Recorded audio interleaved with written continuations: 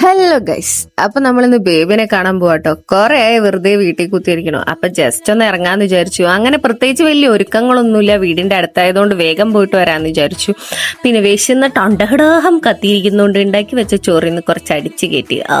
അങ്ങനെ അതൊക്കെ വലിച്ചു കയറ്റി വേഗം ഇവിടുന്ന് ചാടാൻ വേണ്ടി ഇറങ്ങി.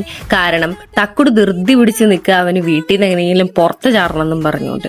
അപ്പൊ നമ്മൾ വേഗം റെഡിയായി ഇവിടുന്ന് ചാടിയിട്ടോ. ഒരുപാട് ദൂരമൊന്നും ഇല്ലെങ്കിലും കുറച്ച് ഇവിടുന്ന് നടക്കണേ. അങ്ങനെ നടന്ന് ഞങ്ങൾ ഇവിടുന്ന് പോവുകയാണ്. ഞങ്ങൾ പിന്നെ പണ്ടേ നടപ്പാണല്ലോ പരിപാടി. അപ്പൊ നടന്ന് പോയിക്കൊണ്ടിരിക്കുന്ന വഴിയാണ് നമ്മുടെ പണ്ടത്തെ കരിമ്പും ജ്യൂസ് കണ്ടത്. എന്ന് പറഞ്ഞാൽ ചൂടായതുകൊണ്ട് ഇപ്പൊ കരിമ്പും ജ്യൂസൊക്കെ സ്റ്റാർട്ടായി.